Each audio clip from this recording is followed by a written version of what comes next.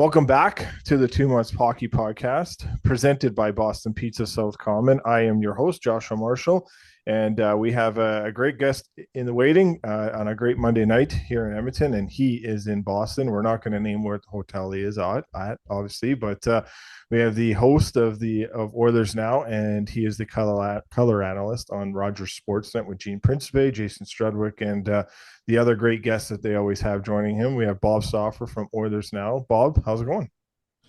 Good, Josh. How are you?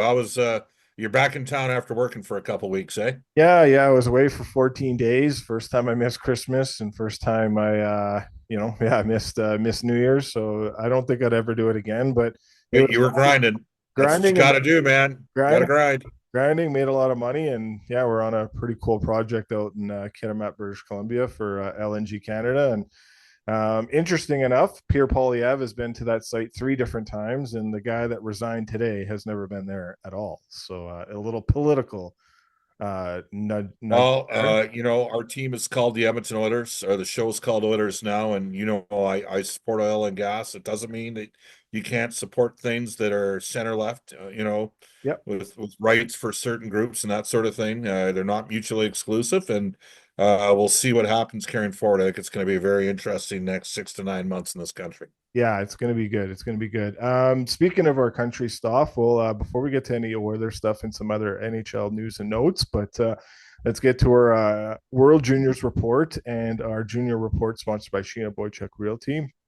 Realty by Design, your design approach to real estate. That is Johnny Boychuk's significant other. So thanks for her for joining us on the podcast here as a sponsor.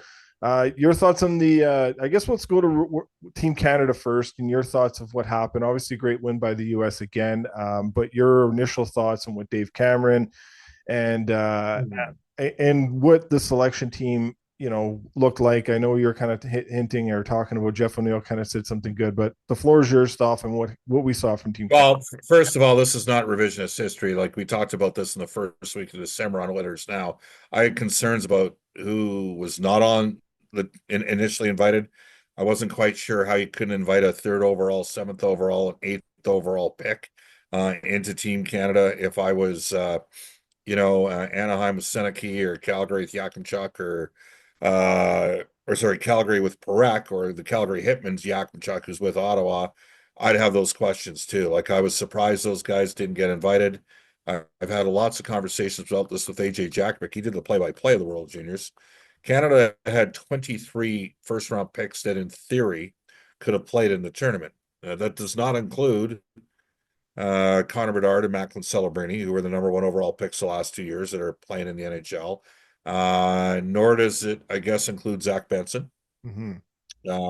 who I saw in the Holinka Gretzky a couple of years ago, or Caden Lindstrom, who's injured out right now with Medicine Hat, or Ginla, who's not playing as well. So they still had 23 first rounders at their disposal. They only took 10. And it seemed to me like I'm not going to criticize the kids that went. I'm going to criticize the selection process. I'm a big believer in a degree of meritocracy, but I also think don't overthink it. Like it kind of looked to me like Hockey Canada had some people on the scouting side that thought they were smarter than NHL organizations. Yeah. And based upon Canada's inability to score goals, it appeared as though they were short on skill. Simply put, Josh, in my opinion, um, the problem isn't hockey in Canada. The problem is Hockey Canada. Yeah. That's how I saw this. Now, Dave Cameron as a coach, problematic for me. 2011 World Juniors, Canada had a really good team. Braden Shen was the best player in that tournament by far. Canada was up 3-0 in the gold medal game against the Russians. Russia had talent. They had guys like Panarin on that team, and they stormed back uh, and made it 3-3. And Dave called a timeout. And being the adult in the room, I thought he'd settle his team down, and that's not what happened. Anybody that saw the video of the bench conversation, it was I was to me, I was surprised he ever got another opportunity to coach Team Canada after that. Now he was a fill-in when the Bear Andre Turigi got hired by Arizona a couple years ago. And in fairness to Dave, he ultimately won in Edmonton. That was the year that McTavish pulled the puck out of the net. Kent Johnson scored the golden goal for Yeah. Canada. But this year's team, they made some odd selections. They handcuffed themselves. That's a term we use in fantasy football. Uh, they didn't handcuff themselves. And a handcuff is when you have a starting quarterback on a really good team, you make sure you have the backup in case the starter gets hurt. Or maybe a better example might be, a starting running back that's one of the top five running backs.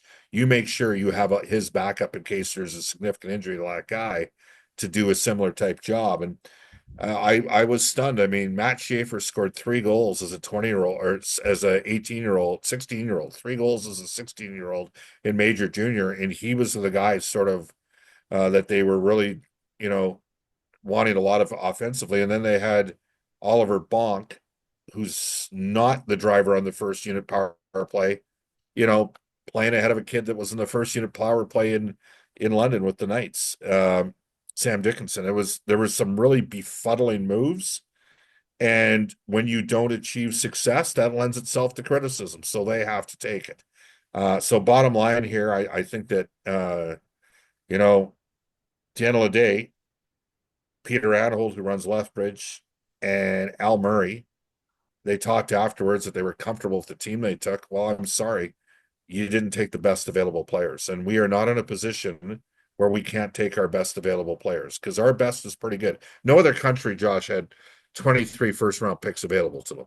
Yeah. I think the Americans took 7 of the 8 available to them. So that's my perspective. I'm not blaming the kids.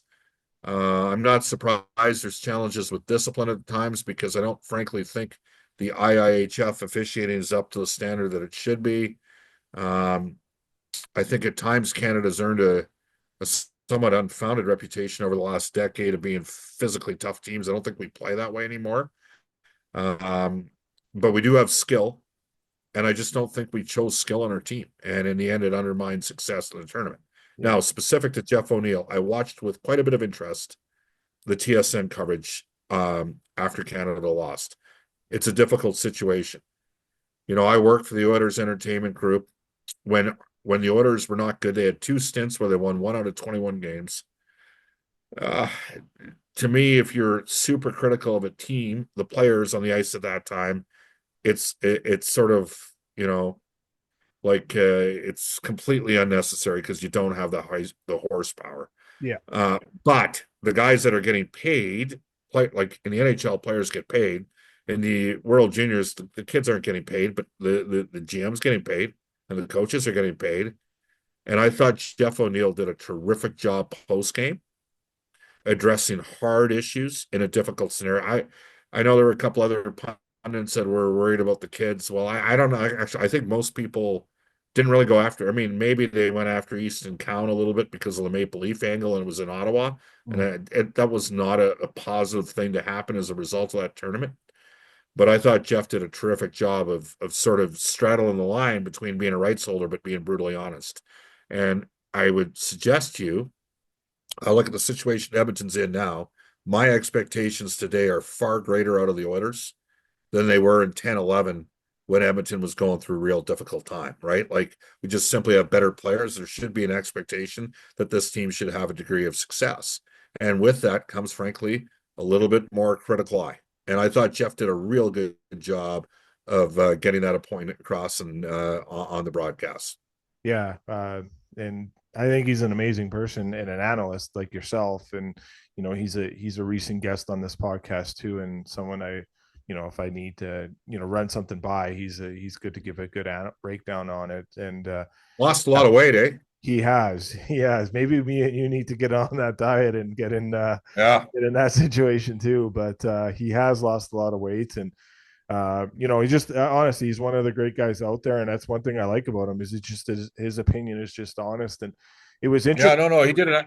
Yeah, he did a Yeah, great job. he did for sure. It was interesting because on November 19th, I was in Calgary covering the Flames game. They were playing the Islanders, and there was to my left there was someone pretty high up from Hockey Canada sitting to my left, and then to my second left, the person over was a someone that I think should be in the Hockey Hall of Fame. And it was just very interesting to hear the conversation that was happening as names and players and whatnot were being talked about.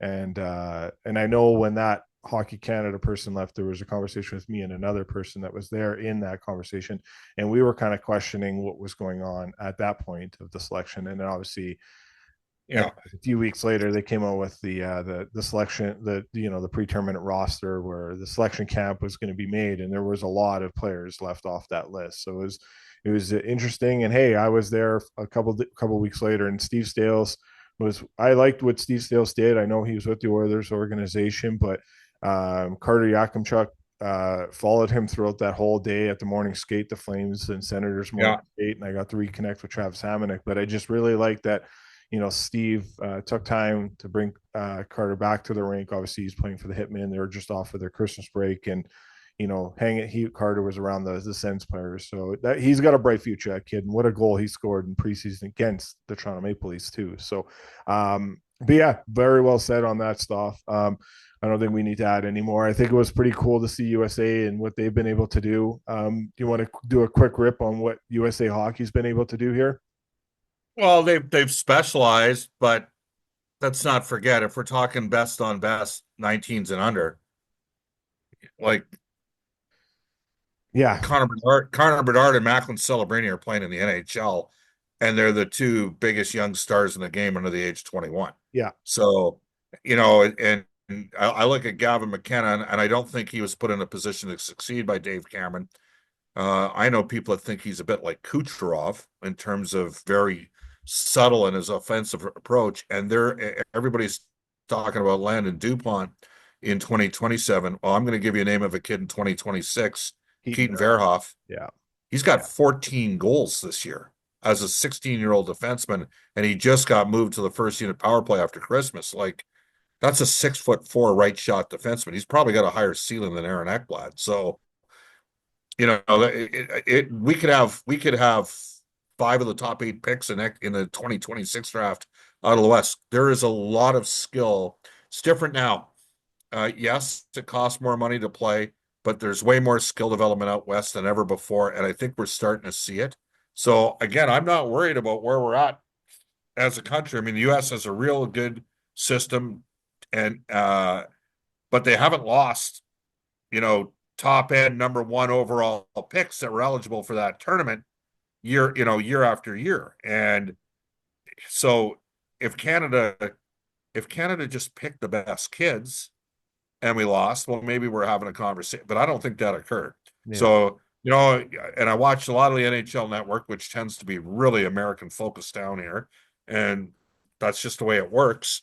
Yesterday, the Americans deserved to win that game against Finland. Finland hung around, but the Americans were all over them. They outshot them 2-1. But Canada beat Finland 4-0 in the round robin. yep, So I might argue to you that Finland probably is the fourth best team there. I'd have liked to have seen, in spite of the fact that I didn't like the makeup of Canada's team, I'd like to have seen them get another crack at the Americans because they did outplay them 5v5 in that game. But Canada didn't take care of business themselves and put themselves in a bad spot. And the Czechs had some size and talent on the wings. If anything, what surprised me is Canada kind of picked smaller, less skilled guys, yeah, that were kind of second and third round draft. I didn't get it. yeah, And so, the Americans have won twice and Canada's crashed out, in the final, whatever round or whatever, the last 2 years. I still think we're in really good shape, best on best, when we got access to everybody. yeah. And I don't think we'll make the same mistake next year with our World Junior team in the tournament that's in the States.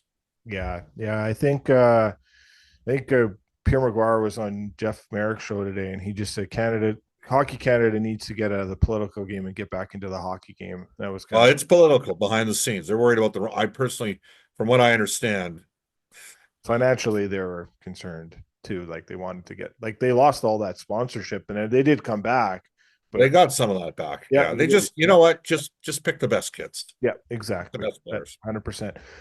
Let's move over to our Oilers report, sponsored by our friends at Shadified Salon and Barbershop. They got the 3 locations in Edmonton. I'll be going there tomorrow to get all freshened up because it's been about 3 weeks. I've been to 2 locations. I've been to a location on the north side and the location on the south side. Yeah, they missed you there. They ask about you all the time. Stuff. I just put out a little tweet and a tease saying that you're going to be on the podcast tomorrow. You are the popular guest we have on here. Flattery will get you everywhere. Exactly, and the family, and the great people at Shadified like you and support you. So hopefully you get a chance to get back there whenever you get an opportunity. I know you're a busy man, and there's a lot of people that want to make this stuff look like $1 million. So And it's hard to do, let me tell you. it's pretty easy to do. You're a stud. Not as handsome as I used to be. Yeah, exactly. Getting old. Exactly. Anyways, All right, let's get on the Oilers. exactly. Talk. Oilers. Okay. Turnaround. The turnaround. I know there was a slow start. I know earlier in the year you were very bullish on Chris Knobloch because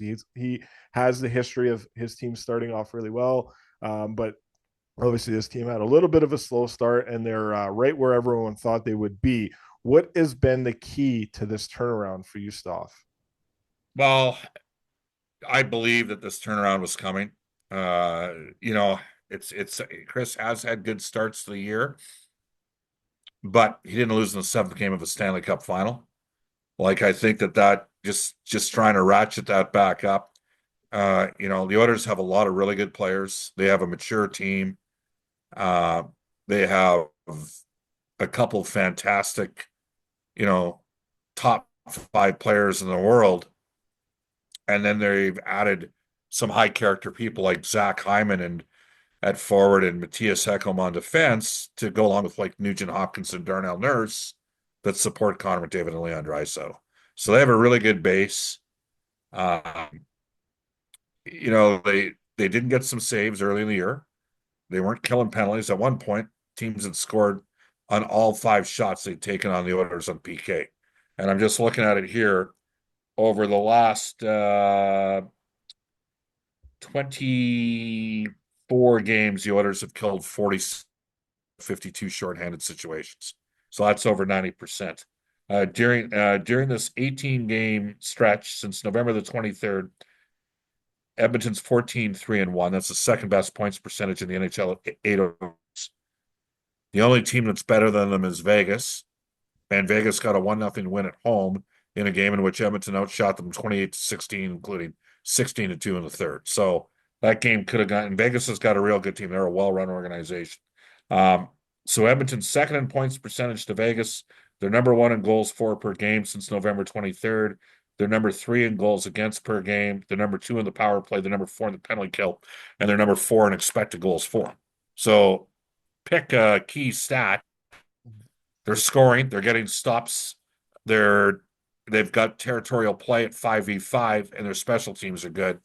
So, you know, they're ramping up here. Do I think they're a finished product? No. Do I have some confidence that they're going to continue to play well? I do, because they've basically been, I don't know if you know this, Josh, but over the last 4 seasons, the Oilers have been a 700 team in the second half of the season. So I don't think they quite got to 700 last year. I think they went from like 645 to 685, but they've been a good second half team the last 4 years. And you know, so I think they got a solid squad. I don't think they're perfect. I don't think there's any perfect teams in the NHL. I think teams are built differently. You know, Florida's got some heaviness and size and aggression in their bottom 6. So does Vegas. Edmonton and Colorado have a little bit more skill. Yeah. And you know, you look at, I think, and Jack Michaels brought this up today in our podcast, like Colorado and Edmonton are somewhat similar. Both had some issues with saves early in the years. They had more injuries than Edmonton did at forward. Both teams are driven by 2-star forwards. I might assert to you that, you know, Cale Makar is kind of on a level by himself, but Bouchard's a guy last year in the playoffs who outplayed Quinn Hughes. I think Quinn was probably hurt, because I think Quinn Hughes is Vancouver's best player. But you said it. They're 24-12-3. Like, if 39 games, so they got 2 games until the halfway point of the season. If I told you that they'd have 25 wins at the halfway point of the season, that's 50 wins on the year. I think you probably said, yeah, that makes sense. Yeah. And so I'd say, yeah, they're kind of where we thought they'd get there. little bit more dependent on Leon and Connor and maybe not quite the secondary scoring that I thought they were going to get. But again, and certainly a different team than last year's team and a lot different team than the team 2 years ago. Yeah, I really like. And I said this to Gene. Gene was on with us about a couple of weeks ago, and I said I like the way Darnell Nurse has been playing, and it was Yeah. unfortunate that he got that hit from Ryan Reeves, but I'm glad it didn't sustain him to be out of the lineup for a month or so. But he's pretty much picked up where he left off in terms of like he was playing good up to that injury, and he's continued to play good past that injury and coming back. What's your thoughts on Nerds? I know very polarizing, and you know, Oh, some fans love him, some fans want to pile on. I know it's all about the everyone likes to look at the contract, but I think what he's been able to do and solidify him, because yes, at times Ekholm and Bouchard haven't been what we thought they've been the last couple of years. But you put out that tweet. I think it's what is Ekholm? I think it was a couple of weeks ago. At 133 games, he's a plus 84. Like he's been yeah, really, he's plus 86 as an Oiler. yeah. So Like it's yeah. Well, I'll tell you exactly. Like you look at Nurse and like Kulak's now playing over 20 minutes a game. He turned 31 today. For defense pairings that have played over 200 minutes this year, Nurse and Kulak are fifth in expected goals for, right around 60%. And Ekholm and Bouchard are next. They're sixth at 59, like nine. So the Oilers basically have two of the top six defense pairings in the league based on the possession metrics. Now, that's playing Kulak half the time at right D, right? That's when he's with Nurse. So I think Brett's probably been a little bit of a surprise. Darnell's bounced back. He had, I don't know, a tough period and a half in LA and Anaheim coming out of a break. He'd probably be the first to admit he would have liked to have had some, I mean, an unbelievable stretch pass in the game against Anaheim when it was 2-0. And if Connor McDavid scores in that breakaway, that game maybe goes a different way. But you know what? Ekholm's plus 14, Nurse's plus 8, Kulak's plus 5. Those are your three left shot D. When you got those numbers at halfway through the year, you're in pretty good shape. So now, do I think that stops Edmonton from adding another defenseman? No, I don't. I think there's a it's probable at some point that you can never have enough defense. yeah, And do I think they'll look for maybe a little bit different dimension in the forwards? Well, that kind of depends on, we need to know what's going on with Evander Kane, because he brings a very different dimension if he's back in. But I think Darnell has had a real good bounce back here after having some, he had a tough series against Vancouver and kind of got a lot better as it went on after that. yeah. Um, is it a top four right shot defenseman, or are you looking at seeing something? Because Elliot Freeman talked about a couple of weeks ago on the 32 Thoughts podcast that Ty Emberson's probably getting close to a contract extension. I think he's been really good for the organization as well.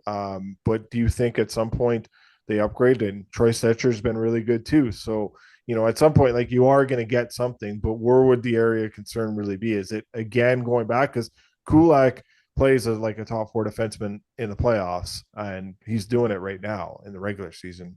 Yeah, well, you raise a valid point. Here's what I would say to that. First of all, the Worry about Broberg the and Holloway chemistry in the locker situation. room. So that's my Yeah, concern. yeah. The Broberg and Holloway situation was what it was. Yeah, Okay, and Stan Bowman inherited that. You look at how well Podkolzin has fit in with Leon, and then Emerson on the penalty kill with Ekholm in the first pairing. Like those are very cost-effective pickups for the Edmonton Oilers.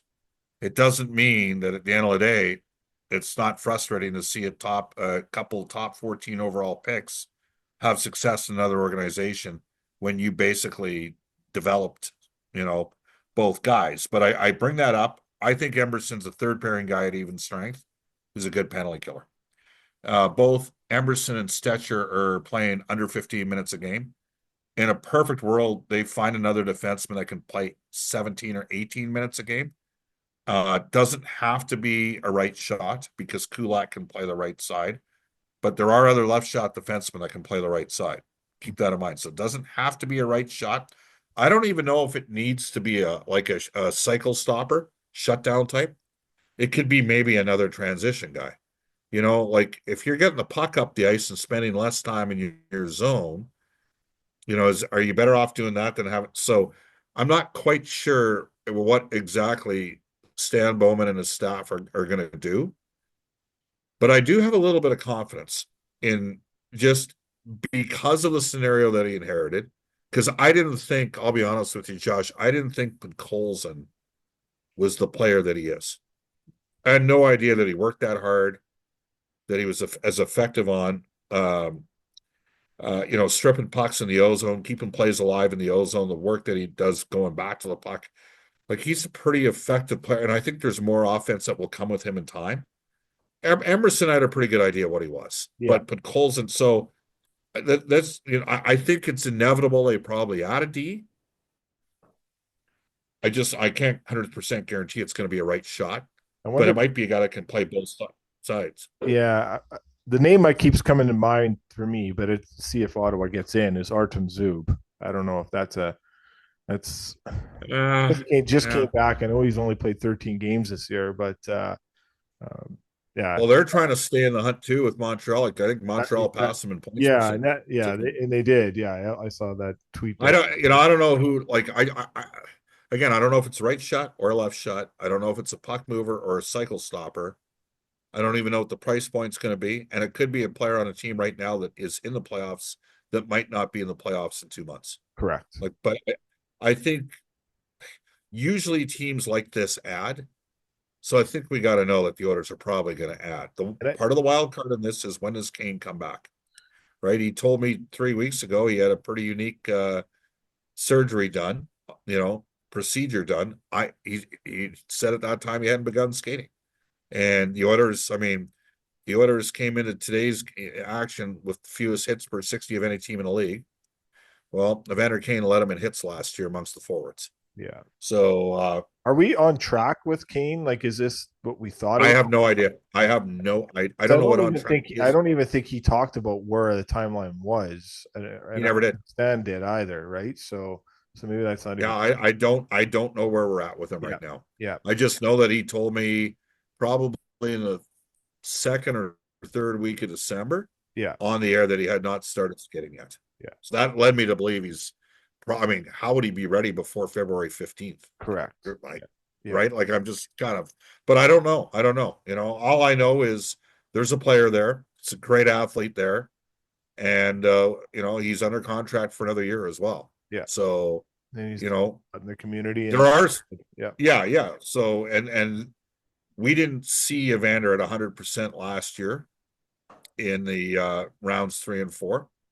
And I mean, he didn't finish the series against Florida. And based on how well he played against Matthew Tkachuk when the Oilers played Calgary in 22, probably have a that, Stanley Cup in Edmonton if he's in the well, line. I don't know. I mean, the margins are so tight. I don't want to disrespect Florida. They're a well-coached team that played hard too. But, the Oilers were down, one full player and a couple other guys. Everybody was hurt. Like Yeah, the star players in the Oilers didn't even want to talk about the injuries as well. So that's all you need to know there. yeah. Anything else you want to cover there, Stoff, on the Oilers? I think we did a good job. Well, just Leon Draisaitl's. I mean, he's leading the league in goals. He's leading the league in even 14 strength game goals, and point he's leading streak. the league in game-winning goals. He's having a good year. Not surprising, and it's nice that a guy like that signs that contract and just kind of picks up where he left off. And Yeah. it's I know last couple of years Austin Matthews has kind of taken over that reign as the goal scorer, but don't Well, Austin's still a heck of a player, but he's battled through some injuries this year. don't Marner's having a good year for the Leafs. he is, yeah. We'll see if that carries over to a long playoff run, but we'll see how that goes for sure. It'll be Tough division, right? That's part of their issue. In fairness to Toronto, and I know we have a little bit of fun back and forth, yeah, oh yeah, but the reality is Toronto's been in a division with Boston, Tampa, and Florida. That's not exactly, no, you know, and that's a Colorado. murderer's row. In soccer, that's called a pool of death, the World Cup. It is, yeah. That's not it's not fun. Know all that well, all too well, but we'll see what happens there. It's we won't go. We always talk about Leafs. We won't go too long at least. I Well, want all I will say is I think Brad has built. Um, he's built a team I you think the want. Leafs. He's built the team you want. Yeah, That's what I would say. He's built a and bigger, heavier team to support the skill he's one got. thing he's done is there's not a lot of noise about around Toronto. And I listen to Jeff O'Neill and Hayes and Noodles today, and there's I been a can't lot of believe you listen to those guys every day, but uh, yes, yeah, they are good guys. So I know. yeah, it was funny seeing Noodles the other day in Calgary. But yeah, it's good people. They're but yeah, I just listened to a quick segment of them before I got on the plane. But yeah, it was really interesting to see there. And obviously Devon Taves just scored, so Colorado's up 2-1 over Florida here. But I want to get a your thoughts on a coach that he's back in the NHL. He's coaching Detroit. They had that rough game against the Leafs, but they've looked pretty good since. And that's Todd McCullough in Detroit. And your thoughts on what Todd's been able to do? You know him very well in terms of what he can do from his time in Edmonton and his time in LA, even his time in San Jose too. And were you surprised to see a move? Because the Ilitch family has never fired a coach during season. And this is the first time they did it. What were your thoughts on that move and how that will shape this Iser plan and moving that forward? I think they're going to be a team to watch in the second half of the year. Because I think that one of the things that Todd does is he can put in some structure and process, but I think he's better to have a little bit more experienced team. Yeah, Um, you know, I think he achieved a lot in LA. I think Rob Blake knows he achieved a lot, and they were probably ahead by about a year of where I thought they were going to be in LA. I think in Edmonton, I don't think he was the major factor as to why the team took a step back. He didn't trade away some of the skill that the Oilers had at that time. Um, he had a long run in San Jose, had a fair amount of success. Those people would argue, where was the playoff success? And I'd say, well, I guess that's fair. Again, the Kings won cups in 12 and 14. Those were, they played them in 14 and blew that 3-0 lead. Um, so I think that Todd is a coach that can get you in the playoffs. And so I think, and Detroit's a team that's transitioned enough of their younger players in with some quality veterans. I think they're going to push hard to make the playoffs this year. So I think he's a pretty good coach, and I think he's a really good guy. Um, so am I surprised he went into Detroit? No, and I totally think after their last two hires, with the inexperience they had as head coaches with the last two guys they hired, that this was the right guy for them to bring in. yeah, yeah. It's been good to see him back, and just telling the guys just play at that one practice they had. I can get your final comments on the Vancouver Canucks. I know you got Elliot Friedman on tomorrow, and he tried to impose a 1 month suspension of not talking about the Canucks on his Yeah, podcast, and that only lasted 7 days. And then yeah. so obviously he'll be on your show tomorrow, sponsored by Abe's Door Service. His segment there. Wow, nice job. You're cross-referencing my clients. Well done. Exactly. Our client, technically, it's not one of my clients, but it's our client with Chorus. Yeah, All right, well, let's get to Vancouver. yeah, First of all, Quinn Hughes, like he's their best player. He drives everything. Um, the injury to Roenick and then to Hughes really kind of undermines what they can do in the back end because they're down another transition defenseman. Like I think it used to be you needed two guys that can move it and four guys that can stop it. And now I think you need four guys that can move it and two guys that can stop it. So Vancouver has a slightly different team than they've had before, but Hughes is their best player. Pedersen said today in an interview with Ian McIntyre he needs to play better. That's good. Miller, he's certainly got a lot of supporters around the league. I don't know him well. Jack Michaels often talks to him, really likes him. He plays a hard game, and I got a lot of respect for how good he is. I don't know what I would do if I was in Vancouver's management position, other than one thing. I think they need to get another defenseman that can move the puck. mm-hmm. Like, because I think that if they get that, then because I mean, it kind of looks because they have Miller and see, here's the thing with Edmonton. Darnell Nurse, some people said, well, he always drove numbers because he got to play with Connor, and then the Oilers went out and got Ekholm and Bouchard, or got Ekholm. But at the time that Edmonton got Ekholm, they kind of pivoted away from loading Connor and Leon up, and they split them up on their respective lines. But Connor and Leon are so good. No disrespect to Miller and Pedersen, but Connor and Leon are so good. I think they're less reliant on D to transition the puck up because they can do some of that themselves. But the Oilers have Ekholm, who might be their best all-around defenseman, Bouchard, who's obviously got elite offensive instincts, and then Nurse and Kulak that can both transport the puck out of trouble. Mhm. And so I'm looking at the makeup of the Vancouver D. I'm going to all but guarantee you that the Canucks get another transition defenseman, either a guy that can let the puck do the work or transport it himself. I think that's inevitable to what's happened in Vancouver. I don't know what the Canucks are. I know there's trade whispers about maybe just stay the course. You know what I mean? See what happens if you get one more D that can really move the puck. Rick Tocchet's a good coach. Demko's had some injury issues, but they seem to have been able to. I mean, they made a really astute signing with Kevin Lankinen, and then you look at their management. They are in like they get ahead of the pack. Like last year, they made a bunch of trades. Um, I wouldn't write Vancouver off. I still think they can make some noise, but I do think I would guess by March the 1st, they would have added one more transition defenseman. Yeah. Last question, stuff. We're at the halfway point of the NHL season, pretty much. Do you see how many Canadian teams do you see in the playoffs? Do you see 5, 7? Do you think they all kind of get in at this point, or where are you at? Five. 5? Okay. I'm going to go with five. Okay. Oh, wait, four. 4. Four get in. Okay. I think Calgary is going to be hard pressed to make it. I think they've had a good year. I think they got a good thing going. I think it's going to be tough for them to make it. I respect the work their management's done and their coaching staff have done and their players have done. I think they're going to be hard pressed to make it. The Oilers are going to get in. Vancouver's going to get in. Winnipeg, obviously, yeah. Winnipeg's a slam dunk. I mean, they've had a terrific year, and the Maple Leafs are a slam dunk. Yeah.